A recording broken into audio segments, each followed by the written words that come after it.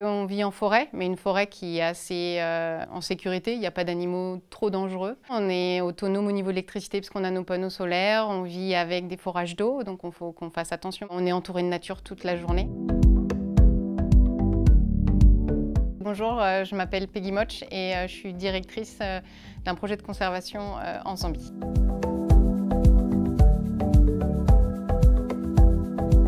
C'est maintenant plus de 20 ans que je travaille sur les primates, donc je pense qu'on pourrait dire que je suis un peu primatologue aussi. Moi, je me suis vraiment spécialisée à les étudier dans la forêt. Comment ils interagissaient avec leur milieu, comment ils utilisaient les plantes, comment ils utilisaient les milieux et comment aussi ils réagissaient face aux pressions humaines qui pouvaient arriver dans leur milieu, notamment au Maroc. C'était dans le cadre d'un projet de création d'un parc national, mais on avait aussi beaucoup de surpâturage des troupeaux de moutons et comment justement les troupeaux de moutons impactaient sur le bien-être des animaux, sur leur alimentation et leur survie.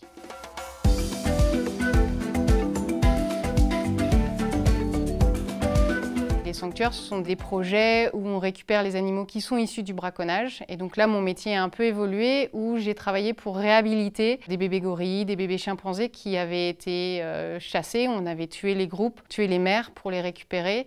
Et souvent pour du trafic, pour les revendre dans différents pays, pour différents particuliers.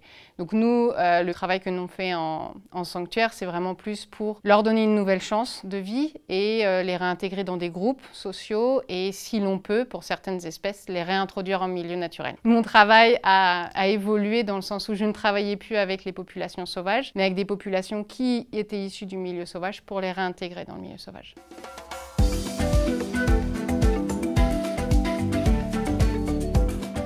Le constat, malheureusement, est assez dramatique, même si je continue à mon travail parce que j'y crois. Les dernières années, notamment après Covid, ont montré que le trafic au niveau des espèces sauvages continue et s'intensifie. Et la protection des forêts n'arrive pas à suivre. Et on a beaucoup d'aires protégées, de parcs nationaux qui ne sont pas assez protégés. On n'a pas d'endroits qui sont assez en sécurité pour les animaux.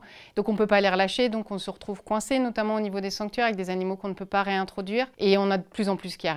Ça ne s'arrête pas, le flux ne s'arrête jamais avec toute espèce, que ce soit les primates ou que ce soit même les gris du Gabon, les perroquets jacos que les gens adorent pour avoir chez eux, mais c'est un trafic, c'est des millions chaque année qui sont capturés et c'est à la fin une 20% ou 10% qui survivent, donc c'est assez dramatique. Donc le constat n'est pas glorieux, mais il y a quand même un peu d'espoir parce qu'on a des nouvelles générations, notamment dans chaque pays où j'ai travaillé, qui ont envie de s'investir plus dans cette conservation de la faune de leur pays. Et j'espère que petit à petit, ils vont pouvoir faire bouger aussi les mentalités, les politiques dans chaque pays pour qu'on puisse un peu plus protéger la faune locale et notamment aussi les milieux.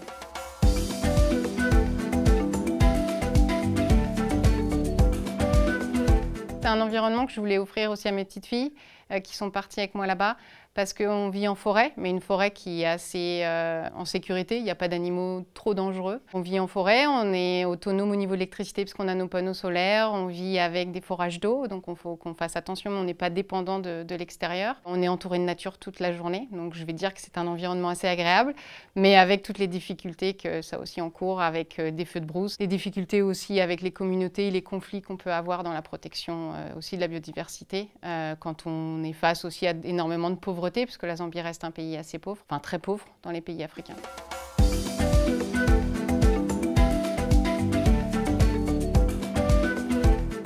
Il y a une partie qui manque parce que j'ai grandi au bord de la mer. La Zambie, c'est en plein milieu de l'Afrique, il n'y a pas de mer. Mais en toute sincérité, je ne me revois pas vivre en France, notamment avec le climat.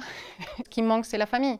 Le plus difficile, c'est de ne pas pouvoir voir les gens régulièrement, que ce soit nos neveux, nos nièces qui grandissent, et puis nos parents qui vieillissent, et qu'on ne soit pas toujours là quand il y a des problèmes aussi. Donc ça, c'est plus difficile, et je dirais que c'est ça qui manque. Mais j'aime revenir chaque année. Chaque année, je reviens un minimum de 3-4 semaines par an pour la Vendée et les Sables d'Olonne, pour prendre un petit bol d'air.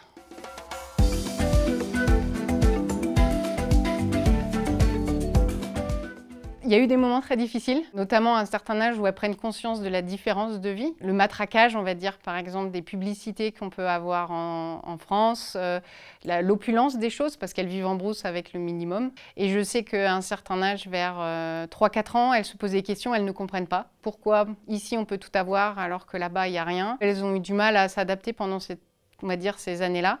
Mais maintenant, elles arrivent très bien à switcher en fait. Je dirais qu'elles se mettent en mode France et après elles repartent, elles sont en mode Afrique et elles savent que ça va être tranquille, beaucoup moins de choses. Et quand elles sont en France, elles apprécient aussi avoir la possibilité de faire plein de choses.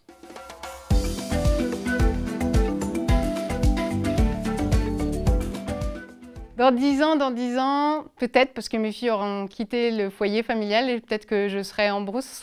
Et j'espère encore pouvoir être en brousse parce que vivre avec la nature, se réveiller tous les matins avec les oiseaux qui chantent et le soleil et pas le bruit des voitures, c'est quand même quelque chose qui n'a pas de prix.